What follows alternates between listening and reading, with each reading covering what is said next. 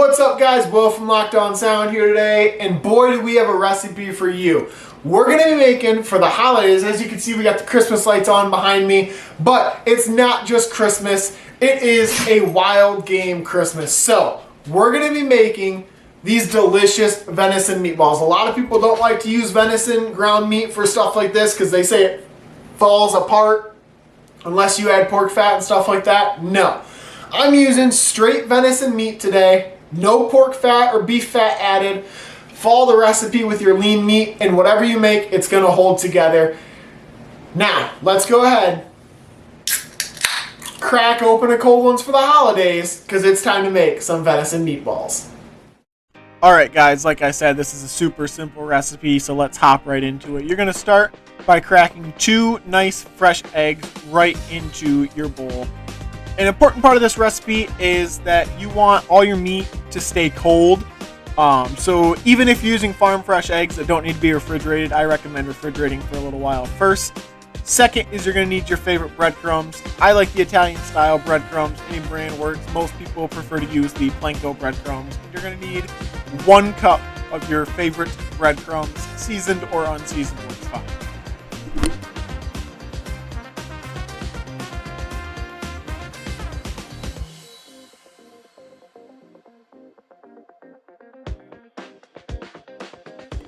Alright, next you're going to need your garlic seasoning. If you're using garlic powder or minced garlic, you're going to want 1 tablespoon. If you're using garlic salt, do 1.5 tablespoons.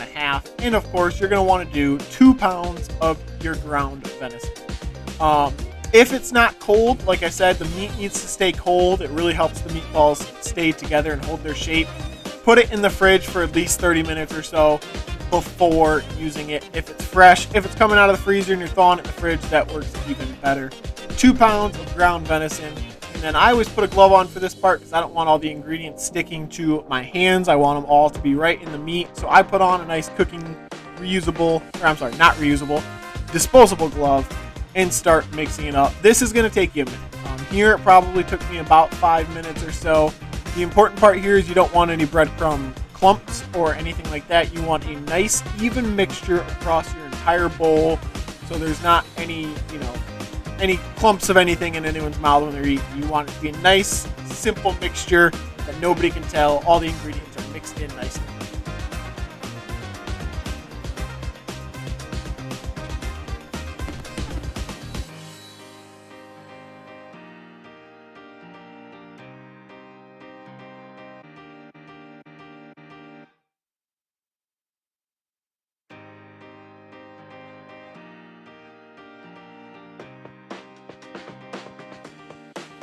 This is about what it should look like at the end. As you can see, there's no clumps of anything. Everything is mixed evenly, and we are good to go and start forming our actual balls.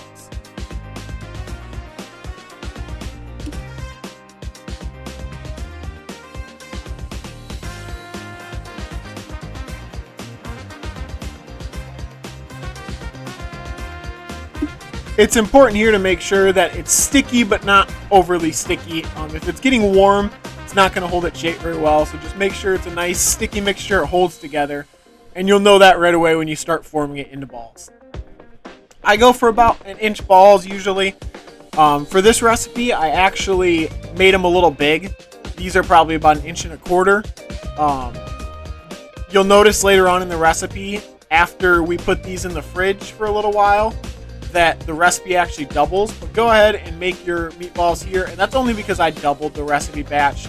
This made about 25 meatballs when I was doing it, and I wanted some more because this was for a big Christmas gathering.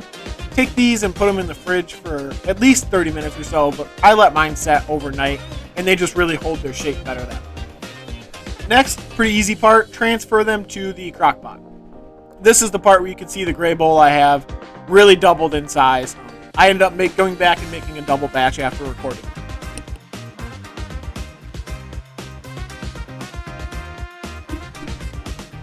So obviously those of you that can do math realize that I now have 4 pounds of venison meatballs that I'm going to crush into this standard size crock pot.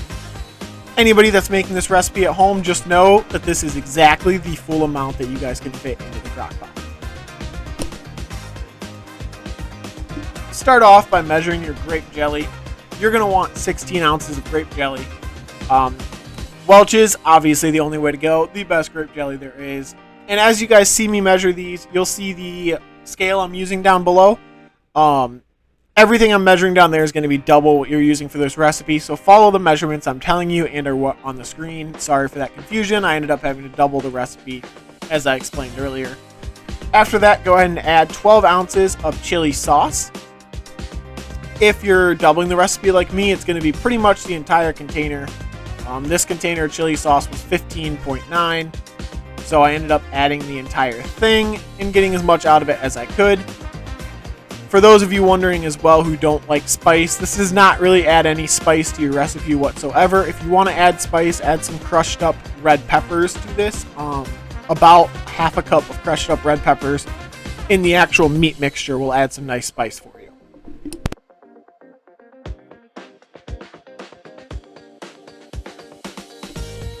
You're going to want a half cup of light brown sugar here. You can use any kind of brown sugar. I had the light, so that's what I used for this recipe. And then you're going to want a quarter cup of pineapple juice. I ended up obviously dumping in a half cup here because I doubled the recipe. This is straight fresh pineapple juice, so that's what you're going to want to use. If not, you can find it, canned and everything like that. Go ahead and mix this mixture up until it's nice and even. It's not going to be perfect. It's going to cook down, so it just needs to be somewhat getting there. And then I add about a quarter cup of barbecue sauce as well. This is kind of a preference thing. Use as much or as little as you want, kind of depending on the style of meatballs you're used to. I ended up putting probably about another quarter cup in about halfway through cooking. So overall, we used about a half cup of barbecue sauce. Go ahead and dump this over your meatball mixture in the crock pot and put on high. You're going to want it on high so that way it cooks the meatballs all the way through and they don't start falling apart. And this is going to be on high heat for about 4 hours. If you're using a big mixture like I am, plan for closer to 6 hours. But if you're using the single recipe that's been listed on your screen, plan for 4 hours.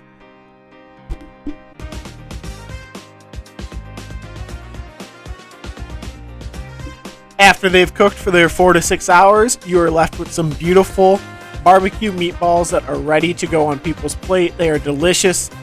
You really can't even tell they're venison. Once they're cooked fully, they are absolutely delicious, and your guests will love them. Let me know down in the comments how you all like this video.